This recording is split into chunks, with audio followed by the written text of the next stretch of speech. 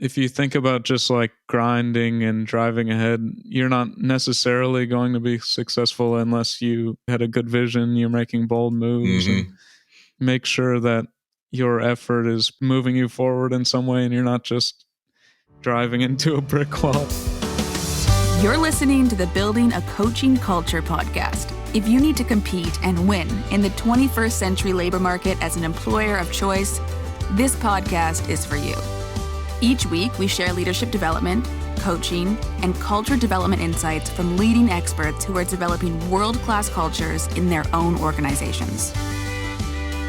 And now, here's your host, J.R. Flatter.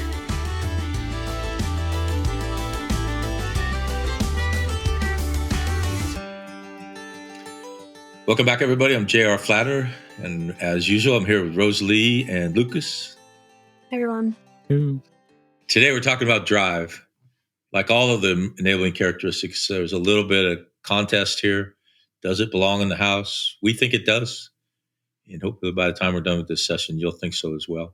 So here we are on our journey. We talked about boldness last time. Are you a bold, courageous leader, a bold, courageous coach? Hopefully you've continued your journaling, keeping your significant other in the conversation with you, found a leader that you considered especially bold and had a conversation with them, and then finally rounded out your week with a conversation with your coach. We're well into the house now. We've got 4 characteristics to go. By now, you should have pretty good, clear vision, good understanding what your work family self should look like. You're working towards that if you're not balanced already. Where are you on the TCE continuum, and sharpening your principles every day and demonstrating them? Got 4 characteristics to go, including this session.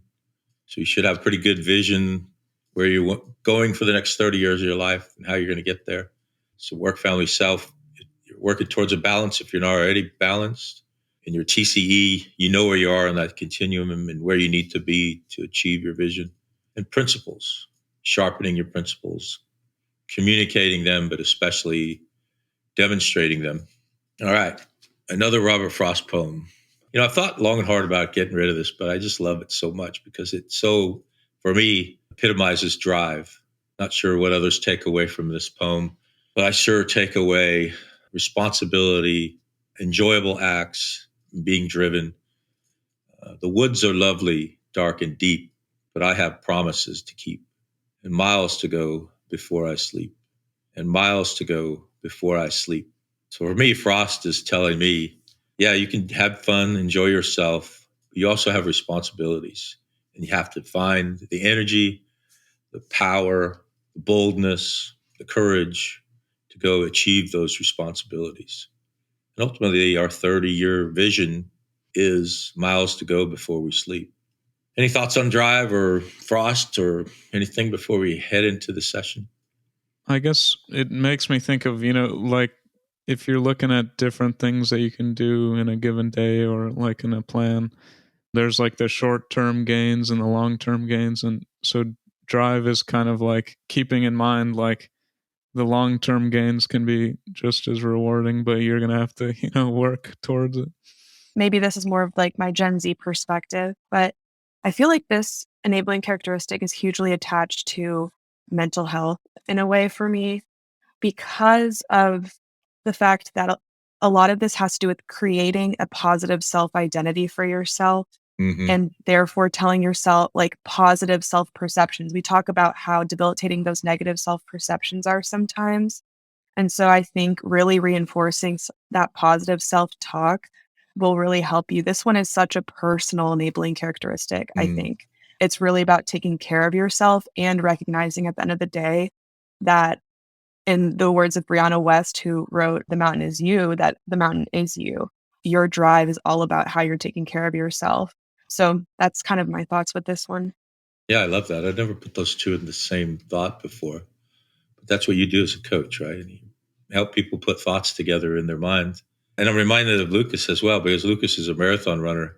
And I'm sure at about mile 21, you're thinking, I have miles to go before I sleep. And you just keep going, right? Eventually you're there. Yeah, you try to make a fantasy world for yourself where you're just sitting and resting. When I'm doing something like that, I keep promising myself, at different milestones, right? In life and in running. So I'm an amateur statistician. I got a background in statistical analysis. The idea of an average is very part of my world, very part of statistics. You hear people talking about averages all the time. It's actually one of the worst statistics you could ever use because everything's hidden in the average. You don't know what the standard deviation is. You don't know anything other than that single number. But an average does tell us that half of the world is below and half of the world is above the average, whatever it is you're counting. And so however you define success in your life, to be above average is probably part of that definition. And so therefore, it's just simple math that to get there, you're probably going to have to contribute more than the person who's below average. And that's where drive comes in, because drive makes up for everything else. Time, space, logistics. But there's also, as Rosalie said, a need to balance for mental health, physical health. This is the end of the week for us, and it's been a long week, and I found myself really dragging yesterday because it'd been such a long week, and I wasn't taking care of self. So you have to be mindful, and I know that's a bit of paradox. We're telling you, in one sense, work, family, self, and in another sense, telling you have to be driven to break out. It's your vision. It's your work, family, self. It's your TCE, your principles. And if one of your principles is that you want to break out, and that's what you identify as James Clear tells us in Atomic Habits, you're probably going to have to contribute above average. I see you nodding your head, both of you, Lucas and Rosalie. What are your thoughts?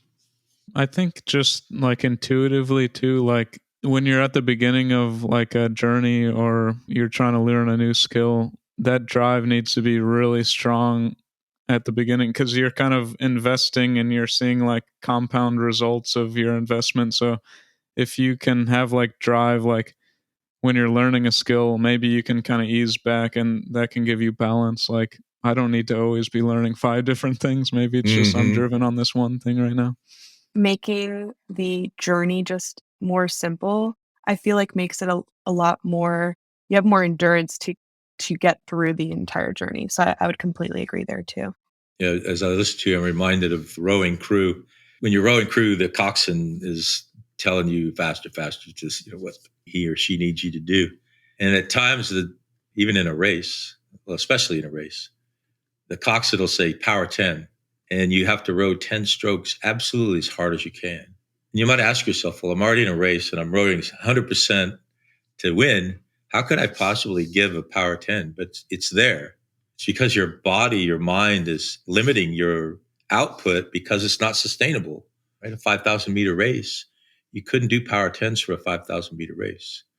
And life is the same way.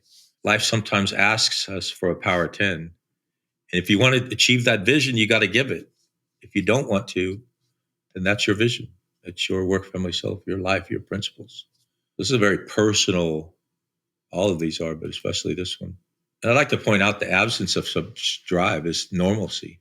Part of the theory of regression analysis, which sounds very fancy, but all it means is nature tends to come back to the average. That's what an average is. So most people are coupled around that average, and the people who break out are, I don't know if I want to say this out loud.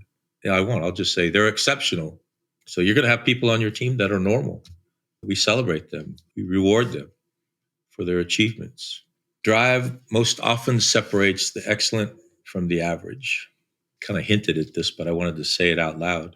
If you do want to break out of that mean, and this is a theme of drive, for me anyway, you got to break out, and your drive's going to get you there.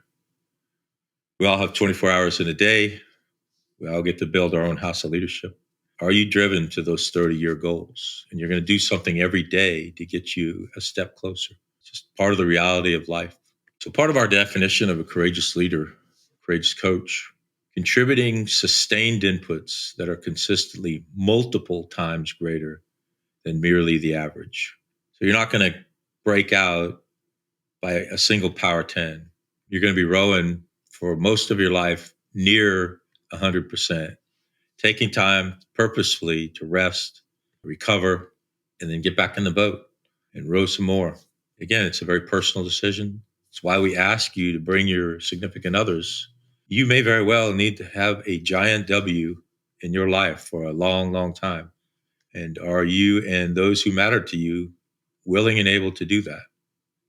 So let me ask a question instead of just leaving an open chalkboard. I see a lot of buzz in social media, almost with a negative connotation to something like this. And we talk about sustaining our mental health.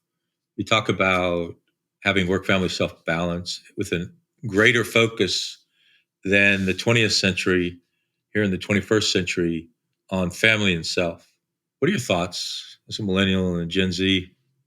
I was actually thinking about this, but then, when you asked, it kind of jogged my memory. Like, I think the negative perception is a lot of times like it can get discounted your drive. Like, we can think about it as like an equalizer. Like, you could be born with this level of athletic talent or intelligence or this or that. But drive can make, the less intelligent person more successful than that person. So I think that you have to kind of believe in the power of like your own personal agency. And if you kind of look at like, okay, these are the circumstances that I'm currently in. And so like the drive might not have a purpose from that perspective. Yeah, there's been a lot of this talk on social media, like with quiet quitting, and we've been talking about it recently too. I think it comes down to everyone builds their house of leadership and everyone gets to decide. And some may decide to, as soon as their 9 to 5 ends, then that's their personal time and they're engaging in just relaxing or whatever they choose to do. And then for other people, it might be, hey, this is the time that I can get ahead. This is the time that I can work ahead on the stuff that I have in front of me and feel better prepared for potentially the next week ahead or things like that. So I don't know. There's a lot of talk right now with the quiet quitting phenomenon, but I do think it boils down to everyone has their own house of leadership. Yeah. What I keep coming back to is somebody has to be the CEO. And so somebody's house of leadership and their vision, principles, and all the other components leads them toward that house of leadership. Somebody trying to break out of poverty, somebody trying to educate their children. They are going to be one of those driven people. Somebody's house has to be that house. And for some of us, that's the one we've chosen. All right. As a coach, as a leadership developer, as a mentor, I can't make you driven. It is an internal thing that comes from within. It can be a blessing and a curse, because if you are driven to the point of exhaustion, it's not good for you. It destroys your health, not getting enough sleep. So we have to be very mindful. Is this drive sustainable? And if it's not, how do I build a work family self that is sustainable? Mentoring, coaching can help ignite that spark, but you have to be the one that decides, hey, I'm going to make this happen. Neither good nor bad, just is. When I think of drive, I most often think of Thomas Edison. We know him as the inventor of the light bulb and several other things. Lived well into his 80s, and he had 2,000 patents during his lifetime. You think the average human being has 0, but if you get 1 in a lifetime, it's a significant accomplishment. He had 2,000 of them from the age of 21 until into his 80s. His final patent was in his 80s. Imagine sustaining that level of drive over 60 years. But what a lot of people don't know about the light bulb is the one that worked was the 1,000th bulb. I can imagine this conversation between Tom and his wife when he comes home. Hey, how'd your day go? Yeah, it didn't work. The 100th day. Yeah, it didn't work. The 500th day. Hey, baby, how was your day today? I doubt his wife called him baby. Yeah, it didn't work. And then the 999th time Tom comes home for dinner and the light bulb didn't work. You're thinking, who the heck is going to keep doing this? But then, right, the 1,000th time, hey, how was your day, Tom? I can imagine the celebration. So that is my historical example of drive. As always, the developmental conversations are the same. Keep journaling. If you miss a point every once in a while, no big deal. If you haven't started yet, it's not too late.